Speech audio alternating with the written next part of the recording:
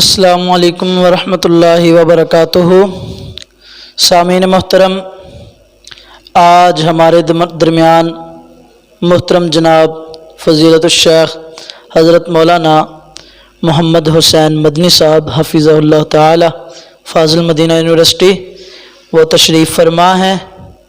میں دل کی اتھاہ گہرائیوں سے ان کا شکریہ ادا کرتا ہوں کہ انہوں نے اپنی مصروفیت سے ہمیں کچھ وقت دیا۔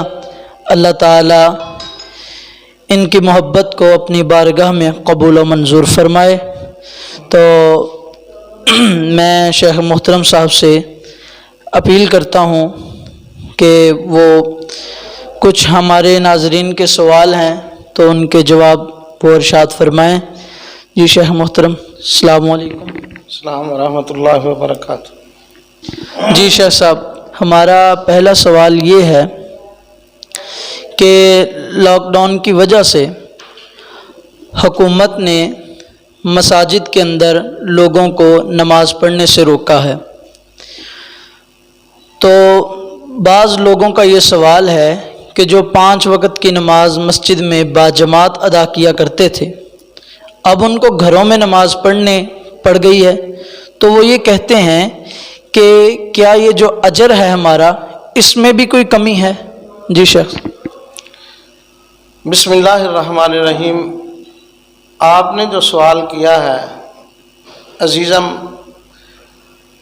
سب سے پہلی گزارش یہ ہے کہ علماء کرام اور وقت کی حکومت کا ایک متفقہ فیصلہ ہے۔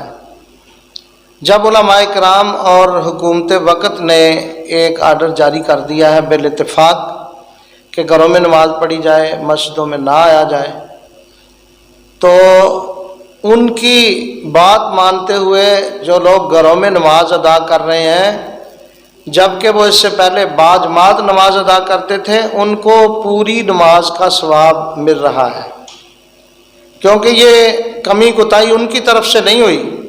اگر یہ فیصلہ ہے تو حکومت کا اور علماء کا ہے، اس کی تمام تر ذمہ داری، کمی ہوگی تو اس کے ذمہ دار حکومت اور علماء ہوں گے، لیکن نماز پڑھنے والے نمازی جو اپنے گھروں میں پڑھ رہے ہیں ان کو پوری نماز کا ثواب مل رہا ہے، اس میں کوئی شک نہیں۔ جی شیخ صاحب، بڑی مہربانی۔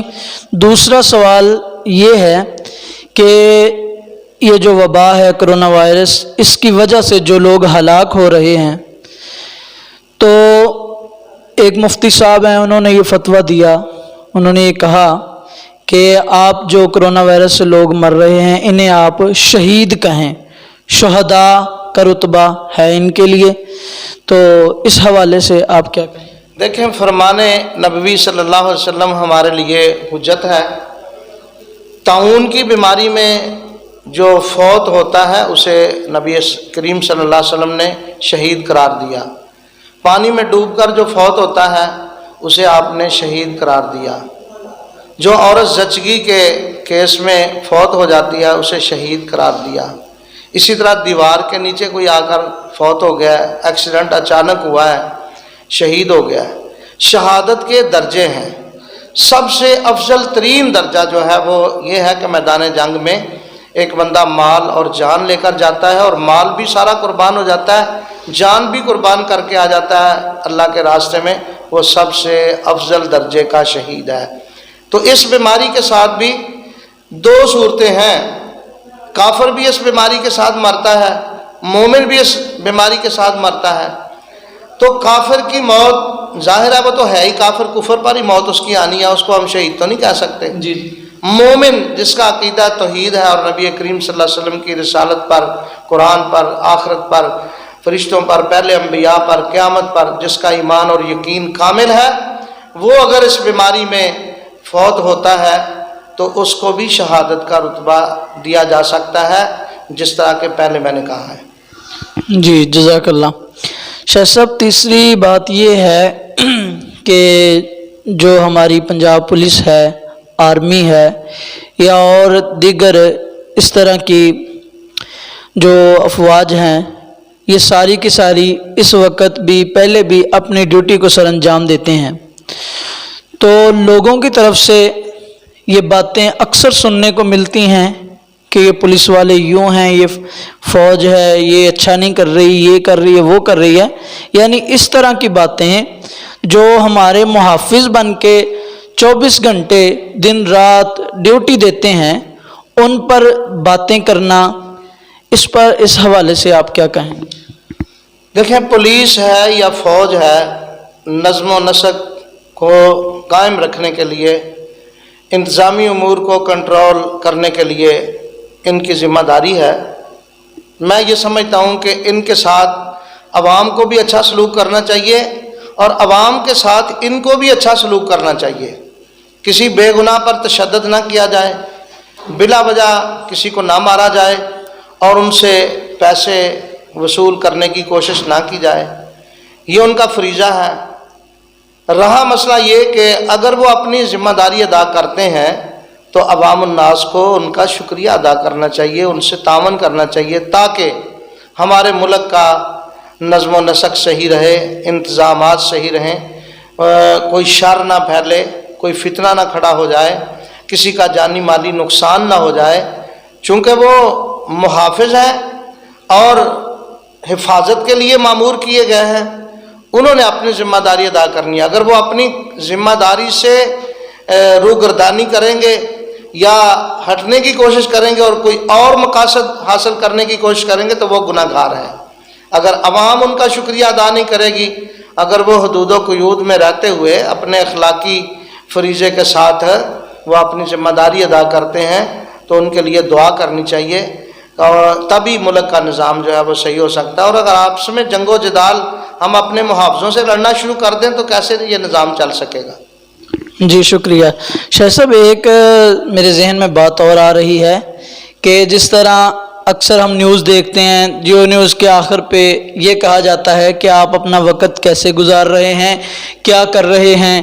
جیو نیوز کا نمبر آپ کی سکرین پر ہے، تو آپ ہمیں 10 سیکنڈ کی ویڈیو یا کوئی تصویریں اپلوڈ کریں، ہم پوری دنیا کو دکھائیں گے۔ تو میں سمجھتا ہوں کہ یہ جو حالات بن چکے ہیں، ان حالات میں ہمیں دنیا والوں کو بھی کیا دکھانا چاہیے تاکہ لوگ اس کے اوپر عمل کریں۔ تو گھروں میں جو لوگ رہتے ہیں، بسر کر رہے ہیں یہ جو ایام، فارغ ہیں اکثر لوگ، تو ان کو کیا کرنا چاہیے اس حوالے سے؟ دیکھیں، میڈیا کو اچھا میسج دینا چاہیے اور ہمیں بھی گھروں میں بیٹھ کر ان کو وہ بات پہنچانی چاہیے جو ہماری امت کے لیے، قوم کے لیے بہتر ہو۔ مثال کے طور پر والدین ہیں، وہ بچوں کو بٹھا کر قرآن کریم کی تعلیم دے رہے ہیں، اسباق پڑھا رہے ہیں، نماز پڑھا رہے ہیں، ان کو درس قرآن دے رہے ہیں، ان سے اچھی اچھی باتیں کر رہے ہیں۔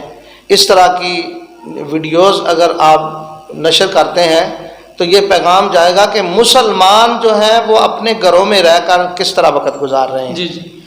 اور اگر گھروں میں رہ کر ہم وہ طرح طرح کے وہ کوئی تاش کھیلتا ہے، کوئی اور غلط کام کرتا ہے تو وہ ویڈیو اپنی نشر کروانا چاہتا ہے تو یہ پیغام غلط جائے گا۔ بہتر یہ ہے کہ اپنا اچھا پیغام جو ہے وہ میڈیا والوں تک پہنچائیں اور اس کا انشاءاللہ نتیجہ جو ہے وہ اچھا نکلے گا۔ جی شاہ صاحب، بڑی مہربانی۔ آخر میں آپ ناظرین سے، ہمارے جو ناظرین ہیں ان کو کچھ کہنا چاہیں؟ جی بس میں یہی گزارش کروں گا کہ اس وقت میرے دل کی آواز ہے کہ اللہ رمضان مبارک قریب آ رہا ہے۔ ہزاروں نہیں، لاکھوں بلکہ کروڑوں حافظ قرآن ہیں جو رمضان الکریم میں قرآن کریم کا دور کرتے ہیں، قیام اللیل میں قرآن سناتے ہیں۔ میرے دل کی آواز ہے کہ اللہ کہیں ایسا وقت نہ آ جائے کہ اس رمضان میں وہ ساری کی ساری سعادتوں سے ہم محروم رہ جائیں۔ اللہ ہمیں بہتر فیصلہ کرنے کی توفیق عطا فرمائے اور قوم کو ہر لمحہ اللہ کے ساتھ اپنا رابطہ رکھنا چاہیے، انشاءاللہ سب بیماریاں ختم ہو جائیں گی۔ جی بہت شکریہ شیخ صاحب۔ اللہ تعالی ہم سب کو ان باتوں پر عمل کرنے کی توفیق عطا فرمائے۔